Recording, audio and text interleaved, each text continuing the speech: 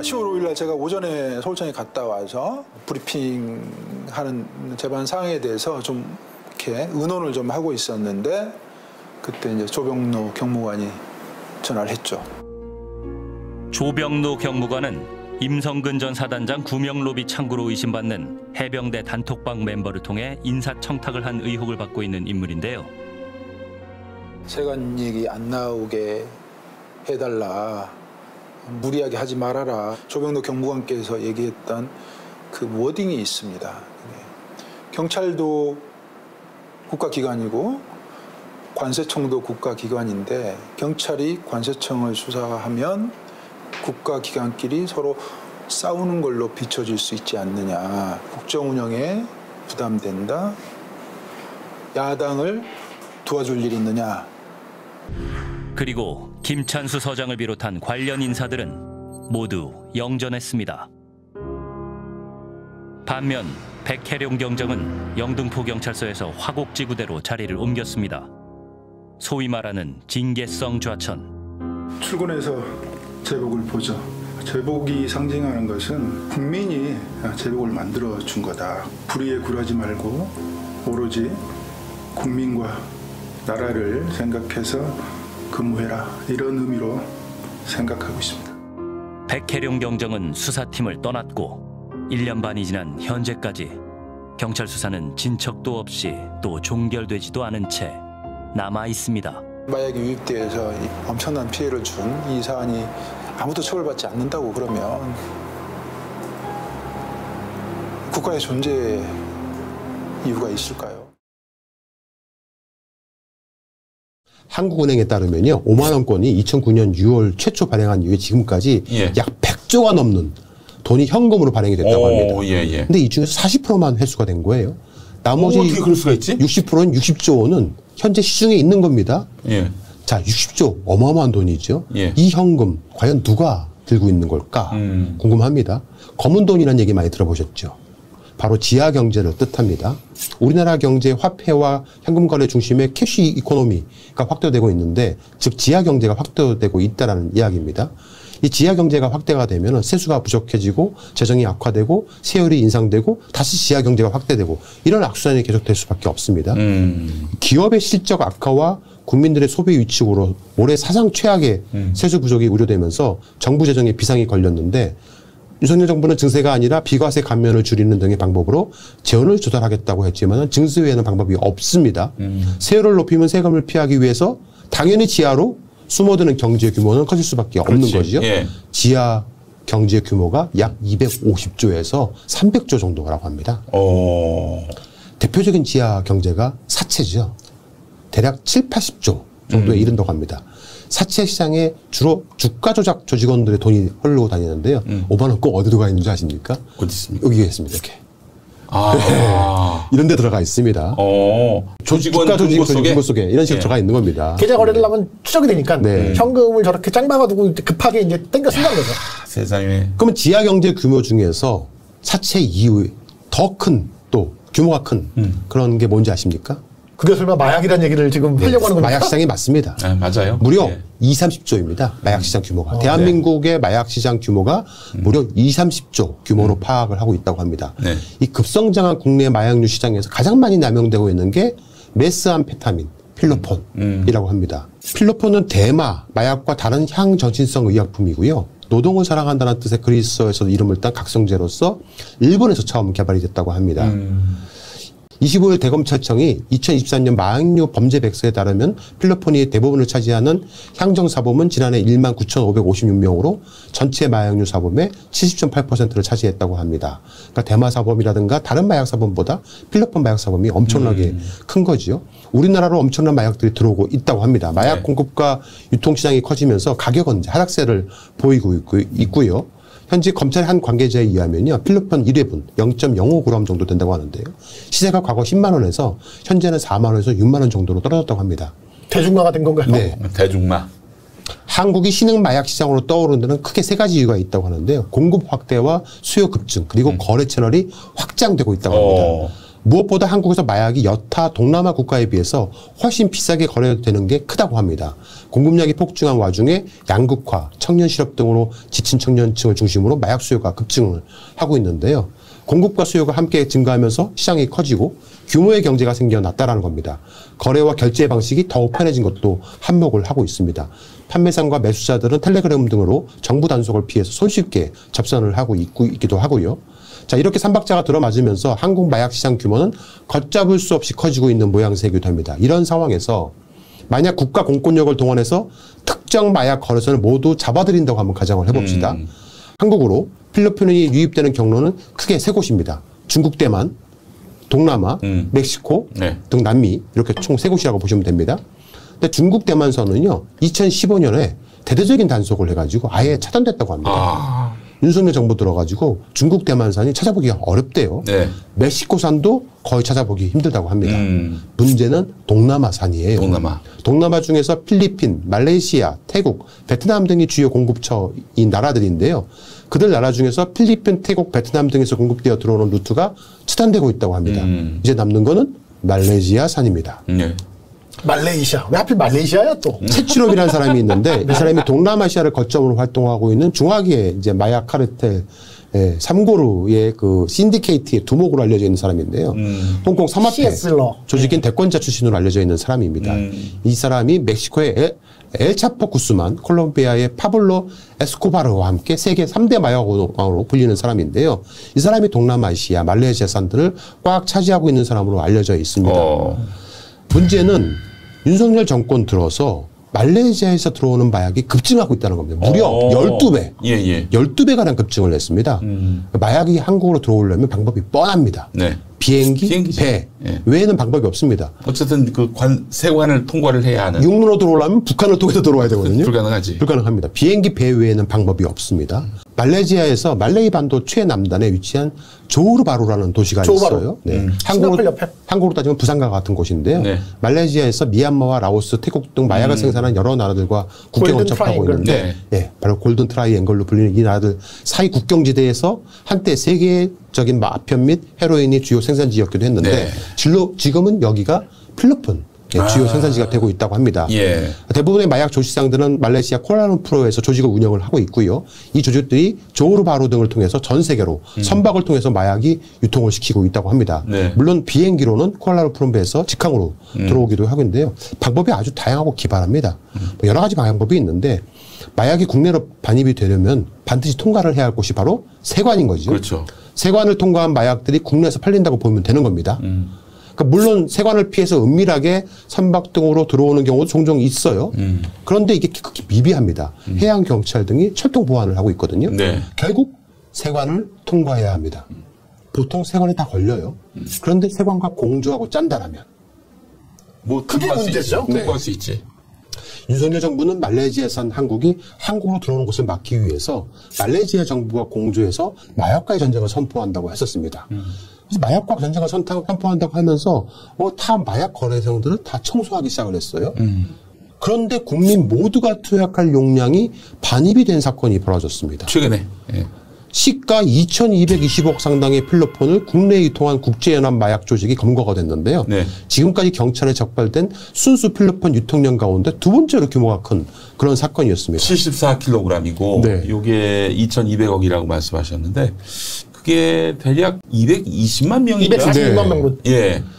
어마어마한 양이죠. 당시 경찰 수사팀은 세관 직원과 짜고 마약을 통과시켜준 세관 직원들까지 잡아들이면서 대대적인 성과를 거뒀다고 언론에 막 보도를 하면서 알리기도 했었는데 사진에 나오는 이분이 백현용 경정 아닙니까? 맞아요. 그런데 갑자기 이상한 기류가 생기기 시작을 합니다. 또 하나의 수사 외압이 이제 터지게 된 겁니다. 처음에는 막 칭찬을 하다가 그러다가 갑자기 용산이 심각하게 보고 있다. 세관은 빼라. 뭐 이런 얘기들이 들리고 있어요.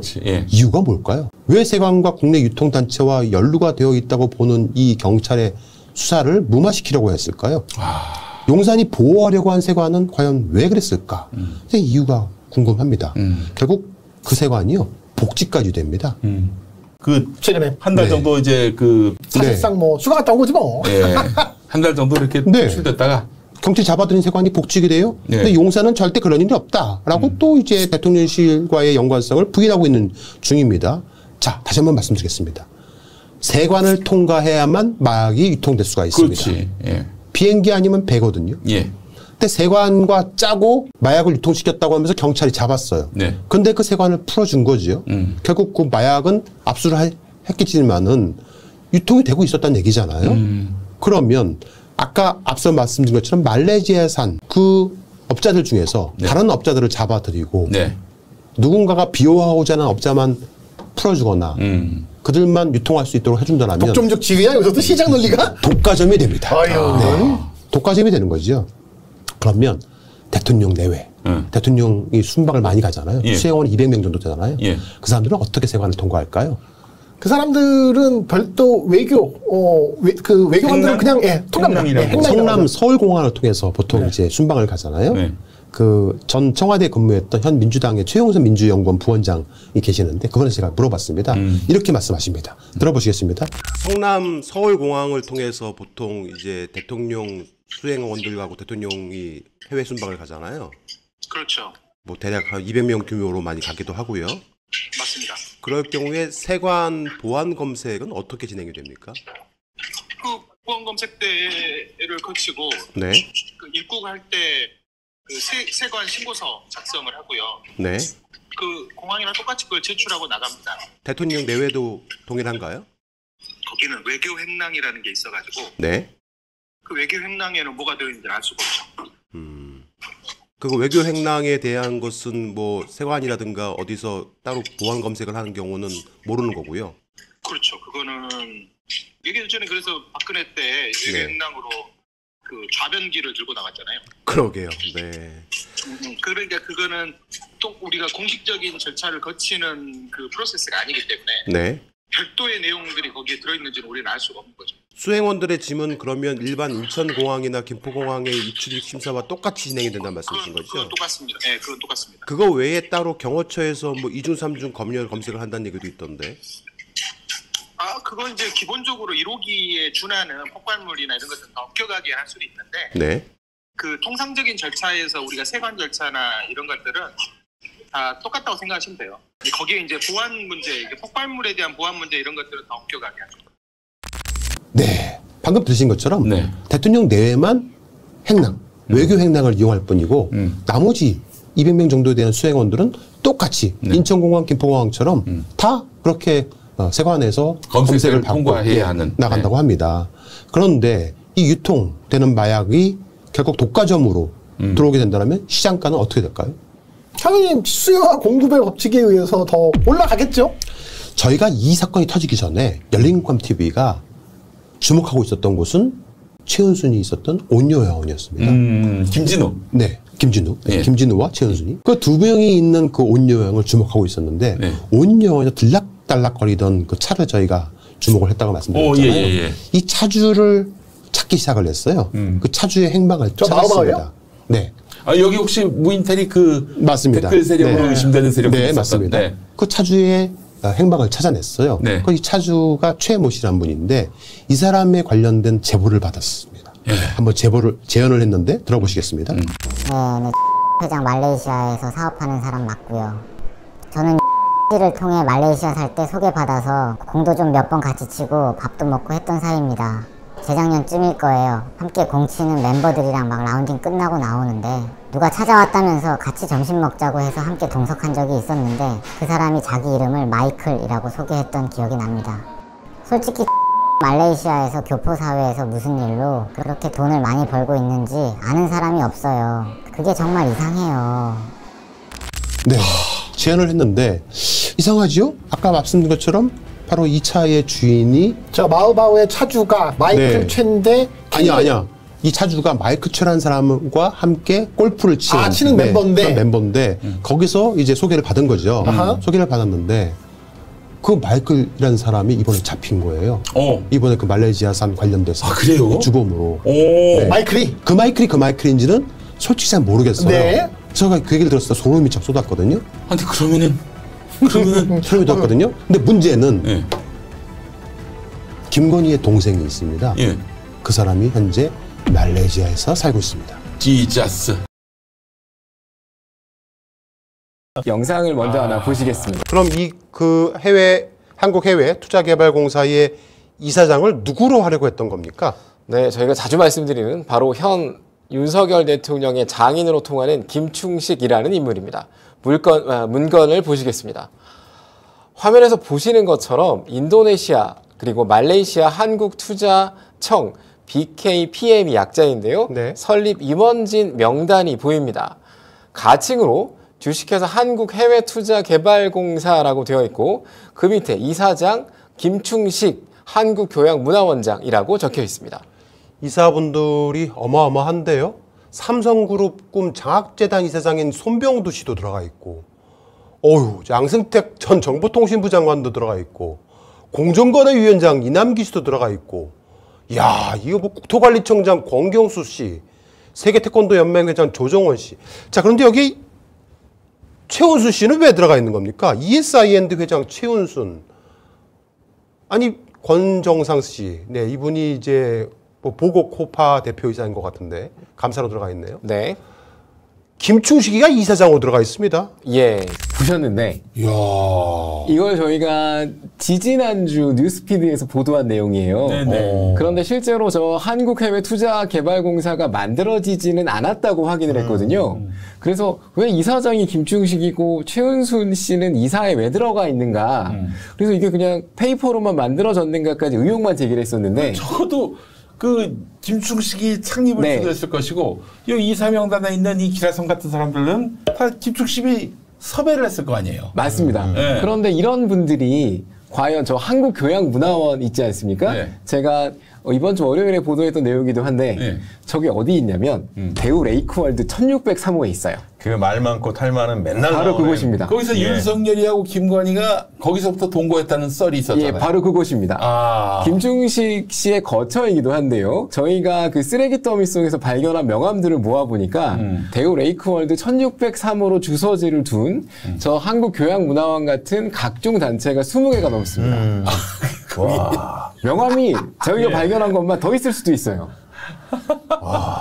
그래서 네. 대우 레이크월드 1603호는 과연 어떤 곳인가? 예. 그 뭐 20개가 같이 있으니까. 네. 그 20개 단체가 한 공간에 주소지를 다 두고 주소가 있다. 똑같습니다.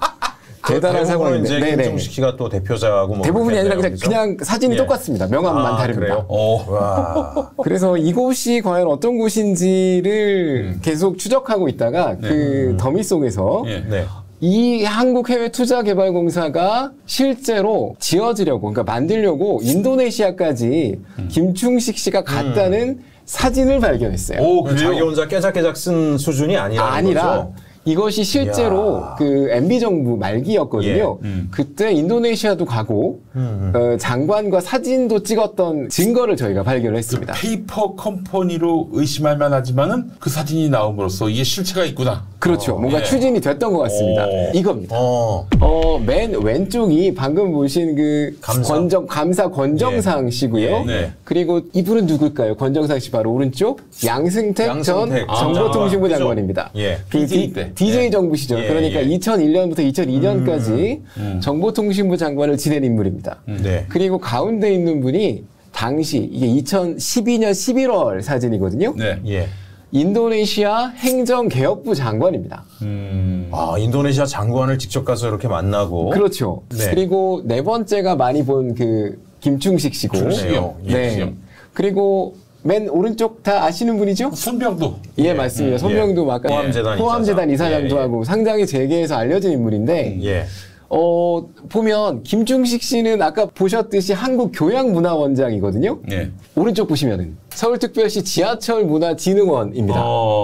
그리고 그 밑에 뭐 글로벌 컨설팅 크리에이터라고 나와 있고 예. 그 아래 예. 아까 나왔던 한국교양문화원. 맞네요. 교양문화원. 교양문화원. 예. 그리고 아래는 뭐 낙천, 뭐 도예연구원 이렇게 써 있어요.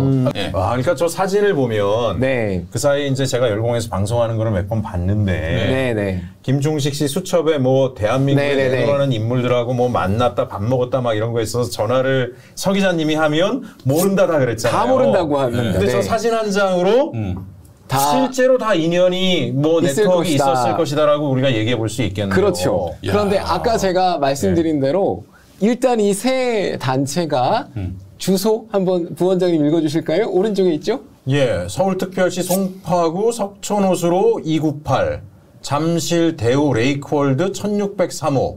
예. 여기가 레이크월드 1603호에 들어있다는 거는 확인이 됐습니다. 예. 여기도 오피스텔이군요. 네, 맞습니다.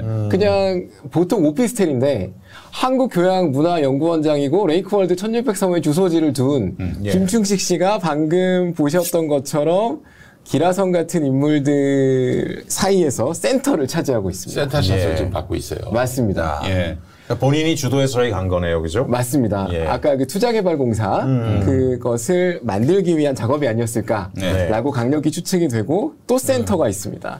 이분은 누구냐면 인도네시아에 은행연합회가 있더라고요. 또 손병도. 예, 똑같은 샷인데 근데 그분들을 다 옆으로 밀어내고 센터를 차지하고 이렇게 인도네시아 은행업계에 상당히 높은 인물과 사진을 찍었습니다. 은행연합회 고위직에 있는 맞습니다. 사람이라고 하네요.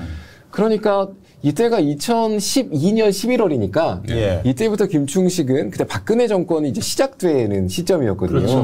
대선 한 달 전이네. 대선 한 달 전이니까 이 영향력이 그때부터 상당했다라는 증거가 된다고 보겠습니다. 손병두를 데리고 다닐 정도면은 뭐 그렇죠. 우리 충식이 형의 그 위세가 어마어마했네요. 그런데 한국지하철문화진흥원이나 한국교양문화원이라는 곳을 들어보신 적이 있나요? 아니, 못 들어봤죠. 그 무슨 공공기관도 아니고. 아니고 그냥 레이크월드 1603호에 들어있는 이름만 걸어놓은 곳인데 과연 위세가 어땠길래 그러니까 지난번에 여기 뭐 그 서 기자님이 아마 진행하실 때 본 것 같은데 김충식 씨가 여기 뭐 이렇게 그 그린벨트 푸는 거는 일도 아니다 뭐 이런 식으로 얘기를 하는 영상을 본 것 같아요. 윤남군 23억. 네. 그린벨트도 돼요. 그린벨트요? 저 정도로 2011년이라고요? 2012년 11월. 저 때도 저렇게 뭐 엄청난 브로커로서 저런 걸 할 정도면 정말 그 말이 믿음이 가네요. 그러니까 뭐 많은 분들이 그 윤석열 정권 들어와서 김충식 씨가 힘이 생긴 게 아니냐라고 하는데 원래 저분은 힘이 상당히 셌었습니다. 그래서 제가 월요일 보도한 거 요것도 좀 보시면 김문수가 나오네. 이게 2011년 2월 16일 다이어리예요. 그런데 제가 처음에는 그러면 당연히 경기지사 시절이니까 경기지사 재선 경기지사니까 김충식 씨가 김문수 지사에게 만나자고 했나 보다 라고 생각을 했는데 취재할수록 반대인 것 같아요. 그러니까 김문수 지사가 먼저 만나자고 했어도 추론의 단계이긴 한데 당시 위세가 경기지사보다 높았던 게 아닌가라는 추측이 될 정도로 왜냐하면 이 다이어리 보면 이분은 정말 부지런한 것 같아요. 대한민국에서 뭔가 방구나 낀다 하는 사람들은 다 여기 들어있거든요. 그래서 이게 김문수가 먼저 요청했을 수도 있겠구나. 라는 상상을 좀 해봤고 오늘 공개해드린 것은 2012년 11월의 이 사진인데 그래서 이것과 이 인도네시아가 마약 국가잖아요. 아직은 여기서부터는 추론입니다. 절대로 저희가 확정적으로 말씀을 드리지 않을 것이고 저희가 취재한 바에 따르면 인도네시아에서 어떤 마약 성분이 많이 나고 말레이시아는 그것을 가공하는 사업이라고 해도 될까요? 그러니까 가공이 발달했다고 하더라고요. 이제 거기 음지에 있는 사람들이 그걸 한다는 얘기죠. 그렇죠. 인도네시아, 그래서 뭐 밀수라든지 다른 경로로 우리나라에 들어와서 문제가 많이 되고 있는데 그 2011년에 보면 인도네시아와 말레이시아하고 인연을 맺으려고 하는 어떤 움직임들이 좀 포착이 되고 있어요. 그래서 아직은 가설의 단계이고 물론 추정의 단계이긴 하지만 이번 그 세관 사건, 백태룡 경정의 사건과 벌써 10년이 훌쩍 넘은 이 김충식 씨의 인도네시아와의 투자청 어떤 건설 노력 이런 것과 접점이 있지 않을까 라는 추측을 하고 있습니다. 현재 비즈니스 인프라를 만들려고 굉장히 열심히 다닌 거네요. 네, 맞습니다. 이 사실은 74kg 마약이 들어올 뻔했잖아요. 세관의 비호로. 이게 정말 엄청난 사건이거든요. 그렇죠. 이게 엄청난 사람들이 흡입할 수 있는 것이라고 하더라고요. 얘기했잖아요. 공무원은 책임을 지기 싫어한다고. 근데 세관 공무원들이 그렇게 비호를 하면서 들어오게 만들었다? 2,200억 규모의 220만 외우기도 좋아요. 220만이 흡입할 수 있는 맞을 수 있는 74kg짜리 필로폰이 들어왔잖아요. 세관 직원의 비호로. 그 세관 직원이 아예 딴 곳으로 빼가지고 나가기 좋게 들어가기 좋게 네네네. 해준 거 아니에요. 이게 어떻게 가능한 일인가? 가능하다면은 이건 진짜 엄청난 그 배후의 비호 아니고서 가능하지 않다. 설명이 되지 않는다. 네. 근데 이거에 대해서 언론들이 잘 주목하지 않고 그냥 뭐 대통령실에 입김이 있었는지 없었는지 뭐 이런 거에만 주목하고 있어요. 이게 어떻게 들어올 수가 있었느냐, 누가 비호했느냐, 이게 포인트, 이게 본질인데 그것에 대해서는 보도가 잘 나오지 않더라고요. 그래서 저희가 추적하고 있는, 지난번에도 얘기가 나왔었는데 최 씨 들어보셨죠? 네, 그때 방송 나오는 거 봤어요. 네. 이 사건이 수면 위로 올라온 뒤로 이게 잠적했다는 얘기가 있어요. 그분이 키를 쥐고 있는 것 같은데 오비락이라고 보기에는 너무도 희박한 가능성이어서 이 상황에서 그때 그 마이클이 같은 마이클인지는 아직까지는 모르겠지만 예, 지금 수사받고 있다는 마이클과 그 최 씨의 지인 마이클은 아니 이 마당에 잠적을 했다. 그 놈이 범인이지. 그 자취를 숨긴 것 자체가 석연치가 않고 그래서 좀 더 적극적으로 취재를 해야 되는데 물론 저희가 수사권도 없고 해서 한계는 있지만 계속해서 연관관계를 찾아가고 있습니다. 그러니까 지금 열린공감TV에서 계속 이름을 거론하고 의심의 대상을 하나하나 지목해놔야 나중에 세상이 바뀌었을 때 그 진실에 다가갈 수가 있습니다. 맞습니다. 그래서 저희는 계속해서 다가가려고 노력을 하고 있고 이 사진도 어제 바로 발견을 했습니다. 그게 그렇죠. 목사님이 아까 2,200억 얘기했는데 이게 2,200억 정도의 마약이라면 이게 일개 조폭이 움직일 수 있는 불가능하잖아요. 이건 굉장히 다양한 카르텔이 연결돼 있을 거고 또 제가 들으니까 이 마약이 비자금으로 연결되기 쉬운 게 마약과는 전부 다 현금으로 되니까 이게 소위 결제를 해요. 그러니까 김치통 5만 원짜리 뭐 이런 비자금들이 만들어지는 굉장히 중요한 또 통로가 되기도 한다 그런 얘기를 들었어요. 야. 사실 진짜 마약 세력을 규명해낸다는 건 진짜 목숨 걸고 해야 되는 거기 때문에 여러분 열린공감TV 많이 후원해 주시고 지지해 주셔야 합니다. 이게 진짜 너무 외로운 싸움이에요. 진짜. 뭐라 그럴까요? 현타 온다고 할까요? 열심히 보도를 해서 이거는 좀 딴 데서 받았으면 좋겠다 라는 보도를 뭐 핑크 건물 관련해서도 하고 여러 가지를 했었는데 반향이 많이 없으니까 뭐 힘이 빠지긴 하지만 그렇다고 안 할 수는 없지 않습니까? 계속 그래도 뛰겠습니다. 시청률이 어마어마하잖아요. 막 몇십만 명이 보고. 그분들이 다 보고 머릿속에 저장해 놓고 있다가 세상이 달라지면은 야 그때 열린공감TV가 그렇게 얘기했잖아 하면서 진실에 또 다가간단 말이죠. 이게 확산되고 수면 위로 와서 공론화되는 거를 두려워하는 것 같아요. 그렇지. 그러니까 수십만이 보고 계속 새로운 의혹들을 찾아내서 열심히 보도를 하는데도 불구하고 잠잠하다.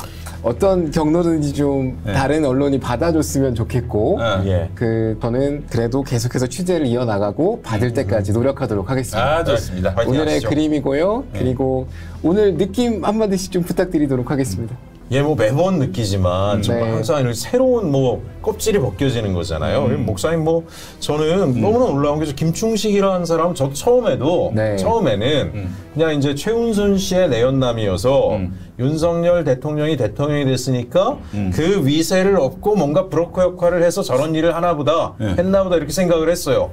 그게 아니라 옛날부터 이 사람 브로커로서 어마어마한 네트워크를 했고 오히려 윤석열 김건희 부부가 그 네트워크에 올라타지 않았을까라는 생각마저 저도 그렇습니다. 그래서 처음부터 대통령까지는 아니었겠지만 뭔가 권력을 만들어야 더 큰 돈을 벌 수 있으니까 막 가다가 그런 무모한 꿈까지 이게 확전된 게 아닌가 그런 의심이 듭니다. 그리고 2010년, 11년 그때 뭐가 있었냐면은 기독교 은행 추진이 이루어졌어요. 기독교 은행이 뭐냐면은 그 기독교인들이 기독교 은행에만 여기서 금융거래를 하면은 많은 이득을 내잖아요. 그걸로 미자립 교회를 돕는다든지 기독교인들이 똘똘 뭉치자 엄청난 사기극이었거든요. 거기에 우리 충식이 형, 은순이 누나가 좀 그림자가 보인다는 얘기가 있어요. 그 얘기도 있군요. 그래서 2011년 그 무렵에 이분들의 그 어떤 수익을 향한 뜨거운 여정 언젠가 반드시 규명되리라 생각을 합니다. 알겠습니다. 김충식은 김건희 가족 일가와 함께 경제 공동체를 형성해 왔습니다. 실제로 동남아, 인도네시아, 말레이시아 등의 사업을 전개했고 투자청 설립을 시도하기도 했습니다. 화면에 보시는 바와 같이 공식적인 문건들이 발견이 됐는데 가칭 주한국해외투자개발공사를 만들려고 했습니다. 여기에 이사장이 김충식입니다. 그리고 이사들로 굉장히 유명한 사람들이 들어가 있습니다. 손병두, 양승택 잘 아시는 분들이시죠? 이남기, 권경수, 조정원 되게 유명하신 분들입니다. 그런데 이사에 최은순이 들어가 있습니다. 한국해외투자개발공사는 인도네시아와 말레이시아 등의 사업을 전개하고자 설립할 의도로 만들었던 걸로 보입니다. 여기에 오고 간 여러 가지 공시 문건들을 살펴보자면 굉장히 많은 문건들이 오고 갔고 실제로 설립을 하려고 했던 걸로 추정이 됩니다. 단 회장을 김충식 원장으로 확정을 하는 바람에 이게 문제가 되기 시작을 해서 결국에는 최종적으로 저 공사가 만들어지지 못했던 걸로 추정이 됩니다. 그런데 저희가 확보한 문서에 의하면 인도네시아, 말레이시아에 투자를 했던 사람들 명단에 공교롭게도 화면에서 보시는 바와 같이 김충식이가 있고 김진한이가 있습니다. 김진애가 바로 말레이시아로 이민을 간 김건희의 동생입니다. 그리고 오빠 김진우도 있습니다. 김진우, 김진한 두 사람은 김충식과 함께 말레이시아 등에 왜 투자를 했을까? 무슨 이유로 투자를 하려고 했을까? 얼마 전에 인천 세관 마약 사건, 윤석열 대통령실 개입 사건이 불거졌습니다. 현재 조용히 묻혀져 있습니다. 더 이상 취재하는 언론도 없습니다. 들여다보려고 하는 정치인도 없습니다. 열린공감TV가 주목하고 있었던 최은순이가 오고 가고 있는 온요양원을 주목을 했었는데 거기에 들락거렸던 차량 한 대를 발견해서 저희 열린공감TV가 끝까지 취재를 하고 있는 중입니다. 용산에서 개입을 했다라고 알려져 있는 이 마약 사건은 현재 유야무야되고 있는 분위기입니다. 관세청 개입 의혹이 있는 사건, 굉장히 많은 마약이 발견됐고 저 마약 투약 양만 하더라도 대한민국 국민 전체가 투약을 받을 수 있을 만한 어마어마한 분량임에도 불구하고 연계된 사람들을 추적하다가 멈춰져 있습니다. 관세청에 개입되어 있었다는 이 사건이 과연 왜 묻혔는지, 도대체 어디까지 연결이 되어 있는지 의문이기도 합니다. 김건희는 남편이 검사에 검찰총장 출신이다가 보니까 정보가 상당히 많다고 얘기하기도 했습니다. 이 말은 사실일 겁니다. 백엔머리 송사라고 있습니다. 자신의 남편이 검찰총장 출신이다 보니 어느 사람보다도 더 많은 정보를 갖고 있을 겁니다. 이미 이와 관련된 내용으로 저희 열린공감TV에서 보도했던 내용인데요. 관련 취재원의 이야기를 한번 들어보시도록 하겠습니다. 윤석열이 이명박 BBK 특검 수사검사였단 말입니다. 그리고 박근혜 게이트 특검 수사팀을 실제 이끈 사람이기도 합니다. 그런 사람이 그 전 정권이 얼마나 해먹었는지, 도대체 무슨 짓을 했는지, 어떻게 해먹어야 합법이고 불법인지, 그리고 안 걸리고 해먹을 수 있는지 수사를 하면서 잘 알 거 아닙니까? 문재인 정부 때 윤석열 검찰총장이 조국 전 장관을 칠 때 내가 사모펀드 좀 잘 아는데 라고 말한 적이 있어요. 그 말은 사모펀드는 바로 불법으로 돈을 벌 수 있는 방법이다 라고 확신을 하고 있었을 거예요. 생각해 보세요. 재산을 물려받은 재벌 2, 3세들이 아니고서 누군가 자신 생애 월급만으로, 그것도 검사, 판사해서 공무원만으로 수백억을 벌 수 있겠어요? 한국에서 그 돈 벌려면 땅이 최고다라는 말이 있었는데 이젠 그것도 힘들어요. 땅덩어리는 좁고 오를 대로 오를 곳은 다 올랐거든요. 돈을 최단 시간에 빠르게 벌 수 있는 방법은 주식이나 펀드밖에 없는데 그것도 내부 정보를 모르면 백전백패합니다. 확실하게 돈을 벌 수 있다는 정보가 있어야 해요. 그런데 어디에도 자금 출처가 드러나지 않는 떼돈을 벌 수 있는 곳이 있어요. 그게 바로 마약 시장입니다. 시청자 여러분, 저희 열린공감TV 취재팀은 꾸준히 저 마이클과 연결된 온요양원, 최은순 씨, 김진우 씨가 운영하고 있는 온요양원을 들락거린 사람, 그 차량의 주인을 계속해서 탐문 취재해 왔었습니다.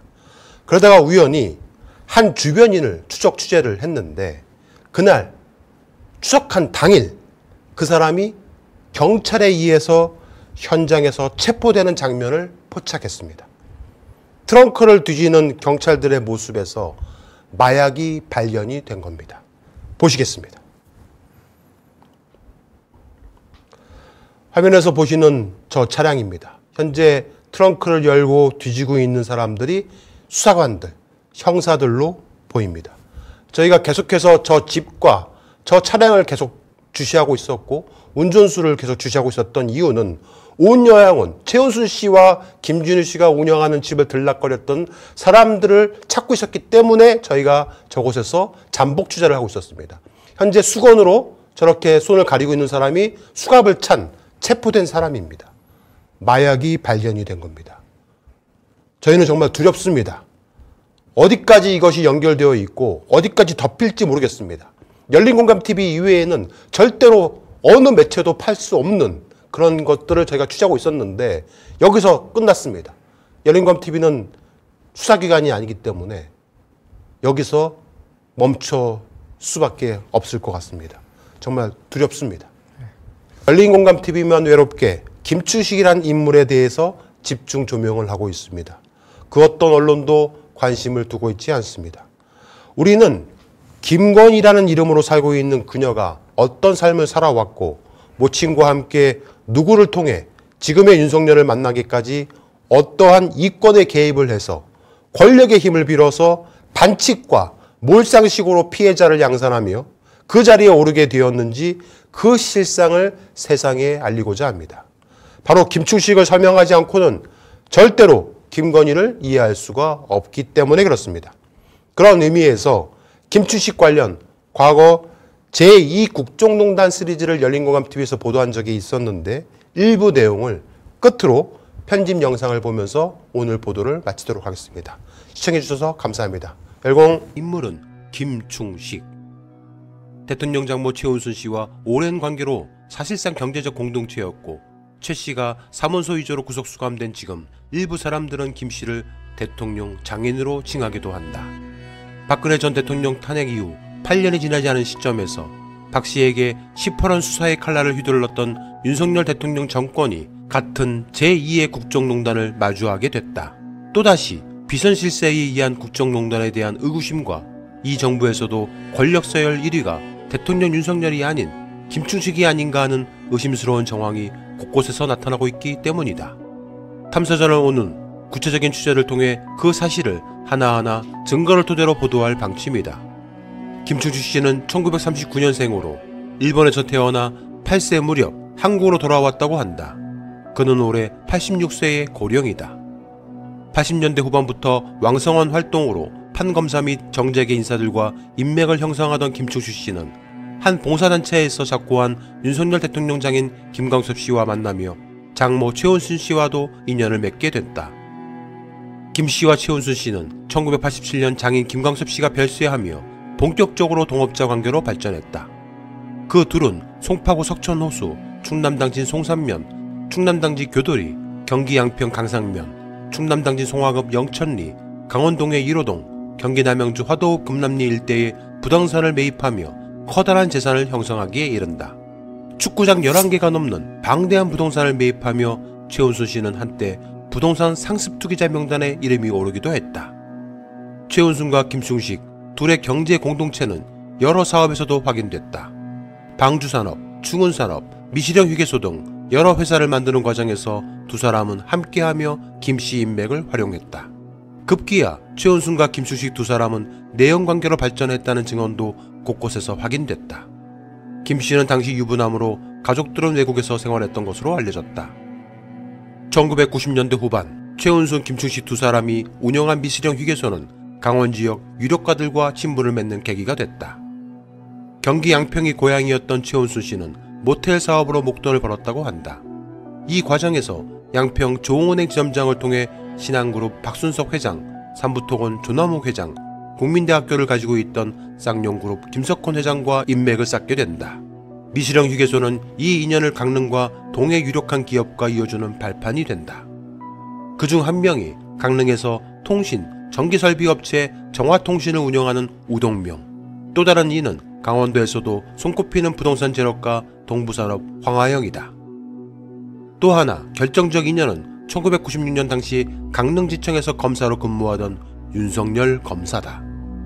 삼부토건 조남욱 회장을 통해 이어진 김충식, 최은순, 조남욱, 우동명, 황하영, 윤석열 등 6명은 조 회장이 무속인으로 총애하던 심무정이라는 이름을 쓰는 심희리 씨 등과도 인연을 맺으며 이들 6인은 당사자들 간 관계를 넘어 가족끼리도 어울리는 사유로 발전하기에 이른다. 김건희 씨가 한 언론과 인터뷰를 통해 윤석열 대통령과 인연에 대해 오랫동안 아는 아저씨로 지내다 한 스님으로부터 소개를 받았다고 주장하는 바로 그 스님으로 불리는 자가 심무정이 아닌가 추정된다. 윤 대통령은 지난 2021년 검찰총장 사퇴 후 대선 출마를 저울질하던 중 방문한 강릉에서 국민의힘 권성동 의원 등과 함께 자리를 했다. 이 자리에는 황하영, 우도영 둘도 함께 참석한 것으로 알려졌다. 당일 윤 대통령은 우 씨의 집에서 하룻밤을 묵을 정도로 막역한 사이로 알려졌다. 대통령 당선 후 황 씨와 우 씨 두 사람의 아들들은 자연스럽게 대통령실에 합류하기도 한다. 이들과 막역한 관계로 수십 년을 알고 지낸 김충식 씨는 최은순 씨와 내연 관계로 자연스럽게 윤석열 검사에게는 장인과 같은 존재였다는 주의 증언도 존재한다. 실제 제보자에게 김 씨를 윤석열 대통령의 장인이라고 증언한 김충식 씨 측근이 있다. 윤석열 대통령하고도 직접적으로 굉장히 친하신다고 들었어요. 어찌됐건 사실 영색은 장 아닙니까? 그래서 생각도 안 했었는데 이 말했어. 장인이라고 불러준다고 하더라고요. 장이죠.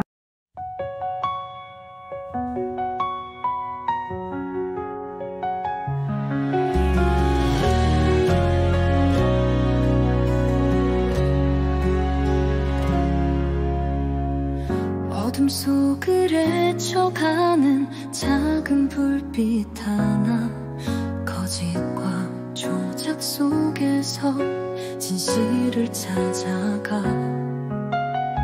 멈추지 않아, 포기하지 않아. 우리가 가는 길이 정의의 길이야. 흔들려도 쓰러지지 않아. 진실은 언젠가 빛을 발하리. 그대와 나 함께하는 순간 변화의 바람이 일어나.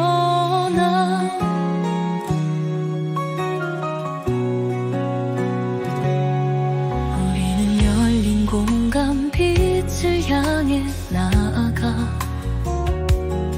숨겨진 진실을 밝혀낼 거야. 강한 의지로 서로 손을 잡고 어떤 고난도 두렵지 않아. 흔들려도 쓰러지지 않아. 진실은 언젠가 빛을 발하리. 그대와 나 함께하는 순간 변화의 바람이 일어나. 어둠이 깊어도 빛이 이겨낼 거야. 우리의 목소리 더 크게 외쳐. 사랑과 용기로 세상을 바꿔. 진실의 불빛 숨겨지자. 흔들려도 쓰러지지 않아. 진실은 언젠가 빛을 발하리. 그대와 나 함께하는 순간 변화의 바람이 일어나.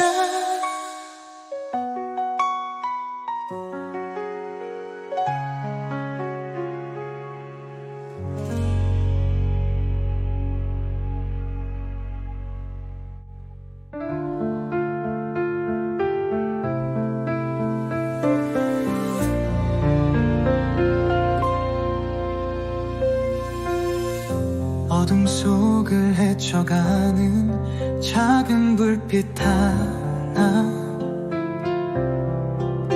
거짓과 조작 속에서 진실을 찾아가.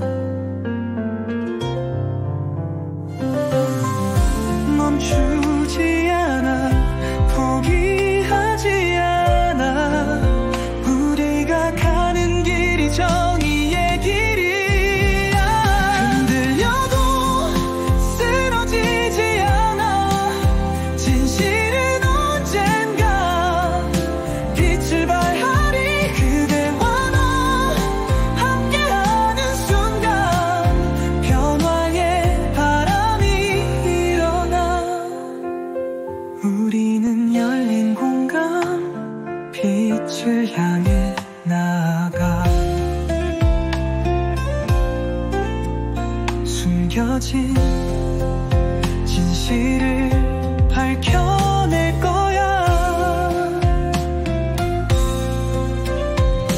강한 의지로 서로 손을 잡고 어떤 고난도 두렵지 않아.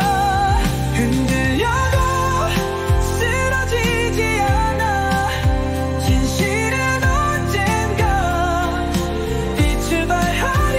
그대와 나 함께하는 순간 변화의 바람이 일어나.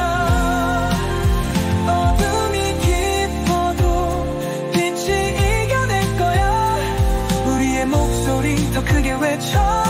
사랑과 용기로 세상을 바꿔. 진실의 불빛 덮여지자. 흔들려도 쓰러지지 않아. 진실은 언젠가 빛을 발하리. 그대와 나 함께하는 순간 변화의 바람이 일어나.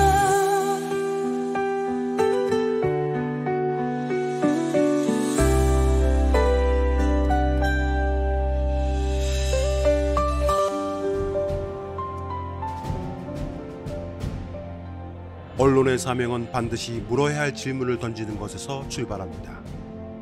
열린공감TV와 탐사전을 오는 정치 권력, 자본 권력 등 그들의 이권과 카르텔을 감시하기 위해 반드시 의혹에 대해 질문하고 진실을 알리겠습니다. 열린공감TV와 탐사전을 오는 시청자 여러분의 후원으로 운영됩니다. ARS 전화 1877-0809를 누르신 후 안내 멘트에 따라 정기 후원에 가입하여 주시길 부탁드립니다. 또는 우리은행 1045-704-387412, 국민은행 787201-04-247879의 후원 계좌를 통해 일시 후원 및 정기 후원도 가능합니다. 그리고 안내에 따라 해피나눔의 필수 항목이라고 붉은 글씨로 되어 있는 것 등에 기입하여 원하는 금액을 입력한 후 서명하여 신청하기 버튼을 클릭해 주시기 바랍니다. 열린공감TV와 탐사전을 온해 모든 영상의 더보기를 클릭한 후 기재되어 있는 ARS 후원 안내 1877-0809 및 우리은행 국민은행 계좌를 통해 시청자 여러분의 소중한 후원을 기다립니다.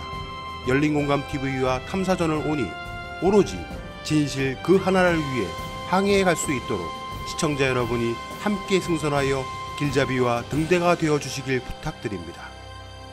감사합니다.